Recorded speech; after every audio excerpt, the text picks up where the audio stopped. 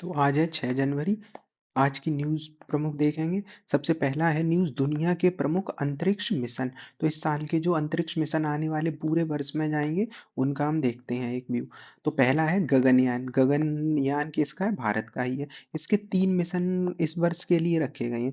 3 mission में जो 2 mission है उनमें मानव रहित परीक्षण होगा, क्योंकि मानव जाने से पहले बिना मानव के अंतरिक्ष में कुछ मिशन भेजे जाएंगे। तो 2 मानव रहित भेजे जाएंगे इस वर्ष के लास्ट में। और जिसमें रोबोट पर भेजी जाएगी, उसका नाम क्या है? जो इसरो ने बनाया है, व्योममित्रा रोबोट करके वो जाएगी। अगला उसके बाद है मानव मिशन की तैयारी जो होगी, मानव जाएगा वो दिसंबर तक तैयार किया जाएगा, तीसरा मिशन है। उसके बाद एक हेवन मिशन है। हेवन किसका है? एलोन मस्क के स्पेस एक्स फॉल्कन 9 से लॉन्च होगा। तो जो लॉन्च होगा उसका नाम क्या है? फाल्कन 9 स्पेस एक्स का है। तो हेवन का नाम ही है स्वर्ग से। तो हेवन मिशन अंतरिक्ष स्टेशन पे जाएगा। तो यहाँ पे क्या होगा? सारी सुविधाएं दी जाएंगी, एक तरीके से होटल टाइप का होगा, एक बेड जिम सारी सुविधाएं होंगी यहाँ पे। तो हेवन मिशन। नासा का क्या है? तो एस्केपेड मिशन करके है प्रोजेक्ट, नासा का है मंगल के लिए। तो मंगल के लिए एस्केपेड करके है। ये ब्लू और गोल्ड नामक दो यान इसमें शामिल होंगे, जो वायुमंडल का अध्ययन करेंगे। मंगल पर उतरेंगे नहीं, केवल वायुमंडल का अध्ययन करेंगे। और इसी वर्ष ये अभी लॉन्च होना है कुछ महीने बाद। अगला है वीनस का शुक्र में, मतलब जो वीनस लाइफ फाइंडर। वीनस मतलब शुक्र वाला, तो वीनस लाइफ फाइंडर तो इसरो भी ये लॉन्च करने वाला है कुछ वर्षों बाद। अभी क्या है? वीनस लाइफ फाइंडर मिशन, शुक्र मिशन का। तो ये भेजा जा रहा है, निजी मिशन है जो न्यूजीलैंड के द्वारा होगा। अब न्यूजीलैंड नाम सुन के थोड़ा अलग लगेगा, क्योंकि न्यूजीलैंड को हम अमूमन डेली नहीं देखते हैं स्पेस के क्षेत्र में आते हुए। तो न्यूजीलैंड भेजेगा वीनस लाइफ फाइंडर मिशन, तो शुक्र पे। और ये भी क्या करेगा? वायुमंडल की जांच करेगा। अगला है स्पेस राइडर मिशन, ये यूरोप का है। और ये क्या है? ये कहीं किसी ग्रह के लिए नहीं है। स्पेस राइडर, राइड ही करेगा स्पेस में, केवल नाम क्या है? राइडर। तो जाएगा आएगा। तो इसमें क्या? पुनः प्रयोग योग्य मानव रहित रोबोटिक प्रयोगशाला है। पुनः उपयोग के लिए क्या होगा? एक बार के बाद दोबारा इसका उपयोग किया जा सकेगा, तो पुनः उपयोग योग्य हो जाएगा। रोबोटिक प्रयोगशाला है केवल, उसमें अंतरिक्ष में प्रयोगशाला के रूप में। तो 2 महीने तक ये अंतरिक्ष में रहेगा। तियानवेन, पिछला तियानवेन जा चुका है सफल। अब तियानवेन 2 जाएगा। तो ये क्या है? क्षुद्र ग्रह एक है, कामो ओलेवा करके, उसके नमूने लेके वापस पृथ्वी पे आएगा। तो कामो ओलेवा के नमूने लेके आएगा तियानवेन करके। अब नाम से ही लग रहा है चाइना का है तियानवेन। अब एक जनरेशन हमने पढ़ी थी पिछले दिनों, जेन वीटा करके। तो अभी अल्फा चल रही थी 97 के बाद, अब कौन सा है? Vita generation. तो जेन जो वीटा जनरेशन है, वो क्या है? 2025 से 39 के बीच जो जन्मे होंगे। तो ये मिजोरम में पहला बच्चा देश में ऐसा जन्मा है।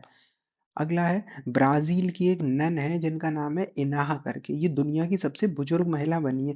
हमने देखा था महिला दो कौन थी इससे पहले, जापान की इटूका करके थी। अब कौन आ गया है? इनका नाम है इनाहा करके।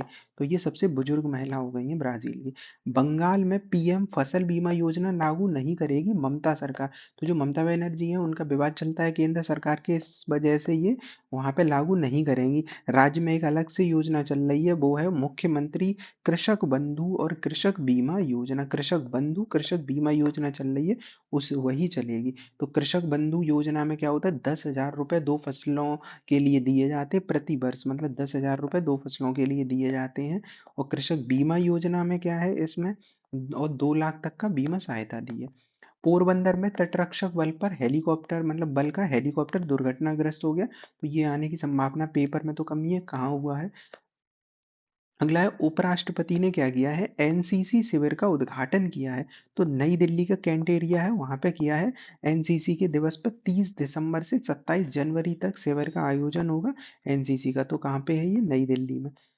उसके बाद है पंचायत से संसद 2.0 का उद्घाटन किया गया। पंचायत से संसद 2.0 का उद्घाटन।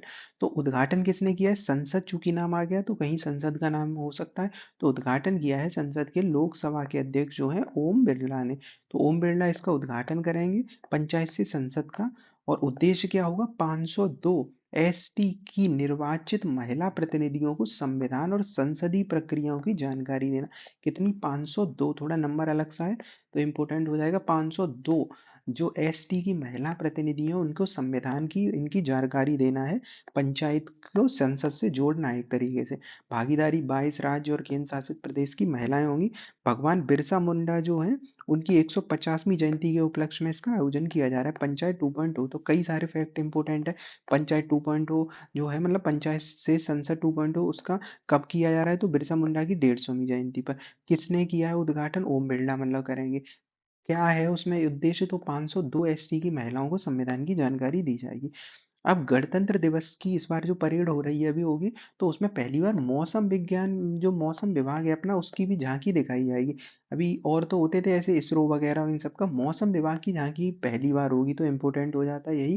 तो 26 जनवरी को गणतंत्र दिवस की जो परेड होगी उसमें मौसम विज्ञान की, मौसम विभाग की झलक देखी जाएगी। थीम क्या है इस बार की, स्वर्णिम भारत विरासत और विकास। अभी विरासत और विकास, तो विकास को भी बढ़ावा देना, विरासत को भी बढ़ावा देना। तो स्वर्णिम भारत विरासत और विकास इसका प्रमुख है। प्रदर्शन में क्या होगा, तो जो विभाग है मौसम विभाग वो 150 वर्षों का सफर को दिखाया जाएगा। 1875 में से लेकर अब तक का बदलाव देखा जाएगा। इस विभाग की स्थापना किसने करी थी मौसम विभाग की, तो 1875 में इस विभाग की स्थापना H. F. ब्लेन फोर्ड ने करी थी। तो कौन सा फोर्ड, ब्लेन फोर्ड, तो फोर्ड ने करी थी मौसम की स्थापना, मौसम विभाग की। अगला है दिल्ली में क्या होगा, आयुर्वेद संस्थान के मतलब इमारत का शिलान्यास तो अलग से बनाई जा रही है। तो मोदी ने जो प्रधानमंत्री अपने मोदी हैं उन्होंने क्या किया है, रोहिणी दिल्ली में केंद्रीय आयुर्वेद अनुसंधान संस्थान, केंद्रीय आयुर्वेद अनुसंधान संस्थान CARI की नई इमारत का शिलान्यास किया है। लागत इसकी पूछी नहीं आएगी ऐसे। तो ये है, तो इसमें बस यही है कि कहाँ पे किया गया है केंद्रीय आयुर्वेद संस्थान का, तो अपने जो PM है उन्होंने कहाँ किया है, दिल्ली में किया है। इसमें इसमें कई सारे जो इलाज दिए जाएंगे वो थोड़ा इंपॉर्टेंट है, वो है जैसे पंचकर्म, क्षार सूत्र, क्योंकि ये आयुर्वेद से संबंधित है तो इसमें ऐसे ही उपचार होंगे जैसे पंचकर्म, क्षार सूत्र, जलोकावचरण, ये करके कुछ इसमें इलाज है। अगला है वरुण तोमर, 67वीं नेशनल शूटिंग चैंपियनशिप में डबल खिताब जीता है इन्होंने। तो नाम क्या है, वरुण तोमर ने 67वीं शूटिंग में खिताब जीता है। तो Varun Tomar 8 metre air pistol में जीता है, मतलब 10 मीटर में जीता है इन्होंने। तो ये हो गया इन्होंने। अगला है कि इक्वाडोर, तो ये इंपॉर्टेंट है आर्टिकल सबसे ज्यादा। तो इक्वाडोर में क्या हुआ, 7 प्रांतों में आपातकाल की घोषणा की गई है। मेन है इक्वाडोर में आपातकाल की घोषणा है, प्रांत तो नहीं पूछेगा। तो आपातकाल की घोषणा कहाँ हुई है, इक्वाडोर में। अब इक्वाडोर के बारे में थोड़ा देखते हैं। तो इक्वाडोर इक्वेटर पे है, तो इसी के नाम पे इक्वेटर का नाम पड़ा था जो भूमध्य रेखा का। तो इक्वाडोर इक्वेटर से हो गया, मतलब जो इक्वाडोर से होकर कौन सी लाइन निकली है, इक्वाडोर से इक्वेटर वाली है जो 0 डिग्री है। अब उसके बाद देखते हैं इक्वेटर के आसपास वाले एरिया में इक्वाडोर में क्या क्या माउंटेन्स वगैरह। तो पहले इसकी रेंज वो ही देख लेते हैं, राजधानी वो कौन सी है, इक्वाडोर की राजधानी क्विटो। तो ये वाला हो गया। उसके बाद इसमें कुछ जो माउंटेन्स वगैरह हैं वो देखते हैं, जैसे चिम्बराजो जो एंडीज माउंटेन है, ये पूरा एरिया एंडीज माउंटेन्स का है। ऊपर कौन सा देश है, कोलंबिया, इधर कौन सा है, पेरू। तो ये है। अब इसी का इक्वाडोर के इस साइड थोड़ा चलेंगे हम समुद्र में, तो हमें मिलता है गैलापागोस आइलैंड। कौन से आइलैंड, गैलापागोस आइलैंड। तो ये भी इंपॉर्टेंट है। गैलापागोस आइलैंड कहाँ पे, तो इक्वाडोर के थोड़ा सा पूर्व पश्चिम की ओर चलेंगे। यहाँ पे कौन कौन से जो माउंटेन्स है, एक कोटोपैक्सी देखते हैं, एक चिम्बराजो। तो कोटोपैक्सी चिम्बराजो ज्वालामुखी क्रियाएं भी होती हैं, तो चोट कोटोपैक्सी और चिम्बराजो जो है वो यहाँ पे इक्वाडोर में है। तो ये इंपॉर्टेंट रहेगा। तो आपातकाल है, क्यों आपातकाल है, तो आप बढ़ते अपराध के कारण यहाँ पे आपातकाल घोषित किया गया है। तो ये इंपॉर्टेंट रहेगा। अगला है उड़ीसा CM ने आदिवासी मेला और शहीद माधो सिंह हाथ खर्च योजना की शुरुआत की है। तो ये पूछ लेगा शहीद माधो सिंह हाथ खर्च योजना कहाँ चली है, नाम हिंदी का भी है तो उत्तर प्रदेश से मैच करेगा, पर ये है कहाँ की योजना, उड़ीसा की है, उड़ीसा की है। तो शहीद माधो सिंह हाथ खर्चा योजना की शुरुआत की है और आदिवासी मेला की। तो ये है। तो यहाँ के जो अभी CM है उनका नाम क्या है, CM मोहन चरण मांझी। तो उनने करी है इसमें 2 लाख आदिवासी छात्रों को 5,000 की वार्षिक सहायता दी जाएगी। 2 लाख जो है आदिवासी छात्रों को 5,000 की वार्षिक सहायता, वार्षिक है ये, और उसके लिए 156 करोड़ का बजट दिया गया है। इंदौर में क्या हुआ है, तो इंदौर में ड्रोन प्रशिक्षण केंद्र का उद्घाटन किया गया है। तो CM कौन है इंदौर के, मोहन यादव ने इंदौर के आर्ट्स एंड कॉमर्स कॉलेज में ड्रोन प्रशिक्षण केंद्र का उद्घाटन किया। मेन है इतना आएगा कि ड्रोन प्रशिक्षण केंद्र का उद्घाटन कहाँ किया गया है? तो इंदौर में किया गया है। राष्ट्रीय योजना तो प्रधानमंत्री मोदी की 2030 तक भारत को ड्रोन टेक्नोलॉजी की वैश्विक केंद्र बनाने की योजना से ये कदम जुड़ा हुआ है, तो इंदौर में किया गया है। उसके बाद अगला हिमाचल प्रदेश में ड्रोन स्टेशन पहल चली है एक न्यूज़। तो हिमाचल प्रदेश में ड्रोन स्टेशनों की पहल है। तो सीएम सुखविंदर सिंह सुक्खू है जो हिमाचल प्रदेश के आपदा प्रबंधन में सुधार के लिए ड्रोन स्टेशनों की घोषणा की है कि आपदा वगैरह कोई ऐसी आती है तो ड्रोन से हम देख सकते हैं। तो ये उसके लिए कुछ बजट भी 800 करोड़ का है। तो मेन है कि हिमाचल प्रदेश में ड्रोन स्टेशन क्यों? आपदा के लिए। और यहाँ पे क्या था ड्रोन प्रशिक्षण के लिए? तो वो इंदौर में था। तो दो ड्रोन से संबंधित हो गए। अगला है विश्व युद्ध से संबंधित। तो एक विश्व युद्ध के जो व्यक्ति थे जीवित नागासाकी में परमाणु बम गिरा था हिरोशिमा के बाद नागासाकी में 9 अगस्त को। तो उस समय इनकी जान बच गई थी। नाम है सिगेमी सिगेमी फुका होरी करके है। तो ये इन्होंने उसके बाद से क्या किया जीवन भर परमाणु हथियारों के खिलाफ शांति दूत के रूप में काम किया है। नाम है सिगेमी फुका होरू होरी करके। तो ये है तो इनकी अभी क्या हो गई है मृत्यु हो गई है 93 एज में। तो फुका होरी करके है। उसके बाद है भारत साइबर हमलों में दूसरे स्थान पर रहा है। तो सबसे ज्यादा साइबर हमले कहाँ हुए हैं? अमेरिका में हुए हैं सबसे ज्यादा साइबर हमले। भारत में भी 95 हुए हैं। तो दूसरे नंबर पे हम साइबर हमलों में भारत रहा है। इजराइल तीसरे नंबर पे रहा है। तो ये प्रभावित में सबसे ज्यादा थोड़ा अलग सा है कि भारत दूसरे नंबर पे है इजराइल वाले में। रिपोर्ट किसने निकाल दी है? तो क्लाउड सेक करके एक है, क्लाउड सेक द्वारा थ्रेड लैंडस्केप रिपोर्ट है ये। अगला है दिल्ली से मेरठ तक नमो भारत ट्रेन का विस्तार किया गया है। कहाँ से? दिल्ली से मेरठ तक अब नमो भारत ट्रेन है। तो दिल्ली से मेरठ के बीच में ये ट्रेन है। आनंद विहार से न्यू अशोक नगर के बीच शुरू होगी। 42 किलोमीटर से 55 किलोमीटर तक की ये क्षमता है। तो ये मेन बस इतना है कि जो ये कहाँ से कहाँ तक है जो नमो ट्रेन है नमो भारत ट्रेन, तो वो दिल्ली से मेरठ तक की है। उसके बाद है ब्रिस्बेन इंटरनेशनल 2024 के चैंपियंस। कौन सा? ब्रिस्बेन है। ब्रिस्बेन नाम से ही लग रहा है कि ऑस्ट्रेलिया का है ब्रिस्बेन। तो ऑस्ट्रेलिया में ही ब्रिस्बेन है। तो राजधानी भी ऑस्ट्रेलिया में है। तो ये क्या हुआ है ब्रिस्बेन में महिला एकल कौन जीता है? जो आर्याना सवालेंका है। पिछली बार ऑस्ट्रेलिया ओपन भी जीती थी। तो सवालेंका है। इन्होंने बेलारूस का ओपन जीता है सवालेंका ने। तो ये हो गया। पुरुष में कौन जीता है? तो पुरुष में चेक गणराज्य के चेक जो रिपब्लिक है यूरोप में उसके जीते हैं जिरी लेहका करके। तो जिरी लेहका है पुरुष के हैं चेक के। और महिला है सवालेंका। तो ये ब्रिस्बेन जो है इंटरनेशनल की चैंपियन है ये लोग। उसके बाद है 18वां प्रवासी भारतीय सम्मेलन। कहाँ हो रहा है? ये हमने देखा था एक बार उड़ीसा में हो रहा है भुवनेश्वर में 8 से 10 जनवरी के बीच। 18वां है तो 18वां और 8 से 10 जनवरी के बीच उद्घाटन प्रधानमंत्री मोदी जी ही करेंगे इसे 9 जनवरी को। मुख्य अतिथि कौन है? तो ये है त्रिनाद और टबैगो के प्रधान राष्ट्रपति हैं। वो पर वर्चुअल रूप से होगा तो ऑडियो वीडियो कॉन्फ्रेंसिंग के माध्यम से मतलब होगा। तो त्रिनाद एवं टबैगो की राष्ट्रपति है। अब तो ये बताना है कि त्रिनाद एवं टबैको कहाँ पे है कंट्री। उसके बाद है कि इसकी विषय वस्तु क्या रहेगी? विकसित भारत में प्रवासी भारतीय की भूमिका। विकसित भारत में प्रवासी भारतीयों की भूमिका है। प्रवासी भारतीयों की संख्या देखें तो यूएई में संख्या काफी ज्यादा है। 35 लाख एनआरआई है यूएई में ही है। एनआरआई के रूप में 20 लाख के आसपास अमेरिका में है। अब प्रवासी अगर हम देखते हैं तो टोटल जो प्रवासी भारतीय हैं उस लगभग लगभग 3.5 करोड़ के आसपास है। प्रवासी भारतीय दिवस 9 जनवरी को मनाया जाता है। 2003 से मनाया जाता है। क्यों मनाया जाता है? गांधी जी तो 1915 में भारत लौटे थे दक्षिण अफ्रीका से। तो 2003 से ये मनाया जाता है। और 2015 से ये द्विवार्षिक हो गया। मतलब हर वर्ष नहीं है ये 2 वर्ष के बाद मनाया जाता है। तो द्विवार्षिक 2015 से हुआ 2003 से ये मनाया जा रहा था। अगला है बैंक नेट ई नीलामी पोर्टल। बैंक नेट ई नीलामी पोर्टल है। ये क्या करेगा कि नीलामी जो चीजें करी जाती हैं उनके लिए सरकारी के लिए ये पोर्टल के रूप में लॉन्च करेगा। तो वन स्टॉप स्टेशन है। तो सार्वजनिक क्षेत्र के बैंकों की संपत्तियों की नीलामी करने के लिए सार्वजनिक क्षेत्र के जो बैंक होते हैं मतलब एसबीआई टाइप के सरकारी बैंक उनकी नीलामी के लिए ये लॉन्च हुआ है ये 3 जनवरी को। और लॉन्च में मतलब ये तो नहीं आएगा किसने है? मेन बात है बैंक नेट ई नीलामी पोर्टल पोर्टल किसका है? सरकार के सार्वजनिक बैंकों की नीलामी के लिए उनकी परिसंपत्तियां जो होंगी उनका। अगला आर्टिकल अच्छा है, ये ब्लिंकिट से संबंधित है। तो ब्लिंकिट हम देखते हैं ग्रोसरी वाला से संबंधित जुड़ा था, पर ब्लिंकिट ने गुरुग्राम में 10 मिनट में एम्बुलेंस सेवा लॉन्च करी है। तो क्विक कॉमर्स कंपनी ब्लिंकिट ने गुरुग्राम में 10 मिनट एम्बुलेंस सेवा लॉन्च की है। अगले 2 वर्षों में सभी शहरों में इसका हो जाएगा। तो मेन पूछा जाएगा कि ब्लिंकिट एम्बुलेंस सेवा किसकी है? तो ये एम्बुलेंस सेवा ब्लिंकिट की है। कहाँ पे है? तो ये कहाँ पे है? गुरुग्राम में है। अगला है, यूपी को लॉजिस्टिक्स के में अचीवर स्टेट का सम्मान मिला है। तो लॉजिस्टिक्स क्या होता है? रोड, रेलवे, ट्रांसपोर्ट वाले ये सारी सुविधाएं लॉजिस्टिक्स में आती है। तो यूपी को अचीवर स्टेट में, मतलब अच्छे रैंक में, अचीवर स्टेट में।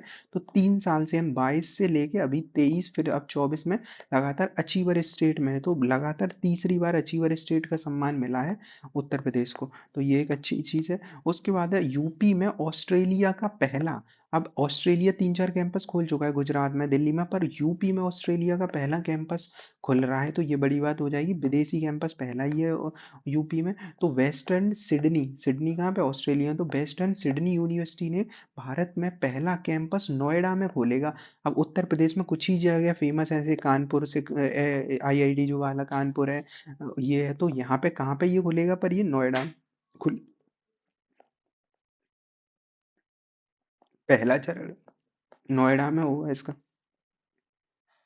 अब है ग्रामीण भारत महोत्सव 2025। तो ये ग्रामीण महोत्सव कब हो रहा है? ग्रामीण भारत महोत्सव 4 से 9 जनवरी, मतलब प्रवासी भारतीय दिवस के आसपास ही याद रख सकते हैं इसे। ग्रामीण भारत महोत्सव 2025।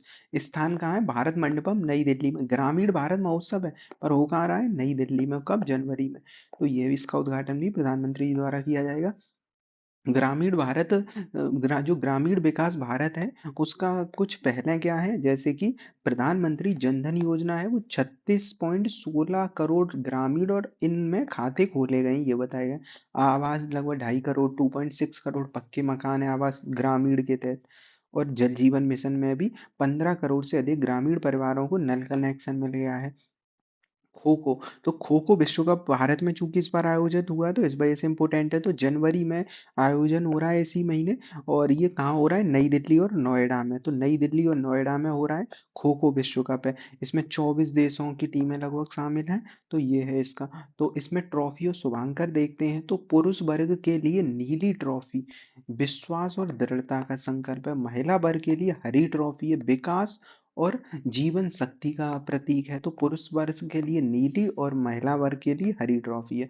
शुभांकर में मेन इंपोर्टेंट आता है, जो शुभांकर कभी कभी, तो शुभांकर हिरणों की जोड़ी है, तेजस और तारा। तो तेजस और तारा, खो खो में तेज होना है, तो तेजस और तारा करके है, ये है। तेजस ऊर्जा प्रतिभा का है, तारा मार्गदर्शन का प्रतीक है। तारे जो होते हैं वो मार्गदर्शन करते हैं, तो मार्गदर्शन का तारा है। अगला है थोक मूल्य सूचकांक। थोक मूल्य सूचकांक डब्ल्यूपीआई का बेस वर्ष चेंज हो रहा है। तो बेस वर्ष के लिए अभी 11-12 होता है, वो बेस वर्ष वो 22-23 हो रहा है। तो इसके लिए अध्यक्ष बने हैं रमेश चंद, जो अपने इकोनॉमिस्ट भी है और नीति आयोग के सदस्य भी हैं इकोनॉमिस्ट। वैसे डिटेल के लिए हमने उस दूसरी वाली वीडियो में ऐसे किया है डब्ल्यूपीआई के बारे में। तो डब्ल्यूपीआई थोक मूल्य सूचकांक के बेस ईयर क्यों चेंज होता है, क्या इसकी विशेषताएं होती हैं, तो ये सब है। तो अभी क्या है मेन कि 22-23 हो जाएगा, और रमेश चंद्र इसकी अध्यक्षता कर रहे हैं। लीड्स है, तो लीड्स आता है लॉजिस्टिक्स के लिए। लॉजिस्टिक्स वही रेलवे, रोड, ट्रांसपोर्ट, ये सब है। तो लीड्स की रिपोर्ट आई है इस वर्ष की 2024 की। किसने विमोचन किया है? तो मेन यही है कि कोई रिपोर्ट है तो वो अपने यही मंत्रालय की है, तो वाणिज्य मंत्रालय नई दिल्ली ने है। लीड्स की फुल फॉर्म क्या होती है? Logistics ease across different states. तो logistics ease across different states करके इसका है। तो इसमें देखते हैं, तो अचीवर स्टेट में कौन सा है? अचीवर में गुजरात, कर्नाटक, महाराष्ट्र, उड़ीसा और तमिलनाडु है। गुजरात, तो इन्हें देखते हैं मैप के माध्यम से। गुजरात, गुजरात के बाद महाराष्ट्र, महाराष्ट्र, कर्नाटक, कर्नाटक के बाद तमिलनाडु और उड़ीसा, ये राज्य मैप से थोड़ा याद रह सकते हैं। इस साइड के 3 राज्य मिल जाएंगे, साउथ में तमिलनाडु है और इधर उड़ीसा है। तो ये राज्य मिलके अचीवर स्टेट में। फास्ट में कौन है? तो फास्ट में गोवा और आंध्र प्रदेश है। तो ये वैसे ही मिल जाएंगे, एक लाइन से ऐसे याद कर सकते हैं कि गोवा इधर है और आंध्र प्रदेश इधर है। तो ये फास्ट मूवर में। आकांक्षी में कौन से हैं? तो केरल और पश्चिम बंगाल है आकांक्षी जिला। तो अचीवर में 3 इस साइड के मिलेंगे उत्तर मतलब भारत में, और फिर उड़ीसा मिलेगा और तमिलनाडु मिलेगा। तटीय वालों की बात कर रही है, कौन से तटीय समूह में अभी हमने देखा, क्योंकि सारे के सारे ये कहाँ थे, तटीय वाले एरिया में थे। भूमिबद्ध वाले समूह में देखें, जो भूमि में है लैंडलॉक वाले, तो अचीवर्स में हरियाणा, तेलंगाना, उत्तर प्रदेश और उत्तराखंड है। तो उत्तर प्रदेश है ये अचीवर्स में। तो उत्तर प्रदेश के साथ साथ कौन है, हरियाणा, तेलंगाना, उत्तर प्रदेश के साथ साथ उत्तराखंड भी है ये। तो इतना ही मेन इंपोर्टेंट रहेगा इसका। नॉर्थ ईस्ट के ज्यादा देखने नहीं है, नॉर्थ ईस्ट में असम, अरुणाचल प्रदेश रहेगा। अगला है केंद्र शासित में अचीवर्स में दिल्ली और चंडीगढ़। दिल्ली वैसे ही अच्छा रहता है, चंडीगढ़ विकसित भी है, तो चंडीगढ़ और दिल्ली अचीवर्स में है। और इसी लीड्स के अंतर्गत एक लीप्स प्रोग्राम है, लीप्स प्रोग्राम वो भी दिया जाता है। तो मेन है केवल लीप्स अब किसे दिया गया, तो काफी आएंगे, तो ऐसे संस्थान तो सारे याद नहीं करने, ये देख सकते हैं भले ही कि जो एक मिला है भारतीय प्रबंधन संस्थान मुंबई को, बाकी ये ज्यादा इंपोर्टेंट नहीं रहेंगे। अगला है निर्यात में उत्तर प्रदेश की हिस्सेदारी 7.5% करने की योजना है। तो अभी उत्तर प्रदेश की निर्यात में हिस्सेदारी कितनी है, 5.8%, 5.8% है। उसे कितना करना है, 7.5 करना है। तो ये है मेन इंपोर्टेंट है। उसका निर्यात नीति 25 से 30 लाई जाएगी, तो इसके लिए नई लाई जाएगी 25 से 30 तक। ये लक्ष्य क्या होगा, निर्यात को 3 लाख करोड़ रुपए से अधिक पहुंचाना है। और फोकस क्या रहेगा, जो एमएसएमई सेक्टर रहेगा, निर्माण और सेवा रहेगा, तो ये है। उसके लिए अलीगढ़, उन्नाव, प्रयागराज, इन सारे एरिया में एक स्पेशल इकोनॉमिक जोन SEZ बनाया जाएगा, जहाँ पे क्या दी जाएगा, अगर कोई इंडस्ट्री डेवलप करता है तो उन्हें कुछ छूट दी जाती है। SEZ में क्या होता है, टैक्स वगैरह कम कर दिया जाएगा, यही सारी चीजें। तो अलीगढ़, उन्नाव, प्रयागराज, चित्रकूट, तो इन एरिया में ये किया जाएगा।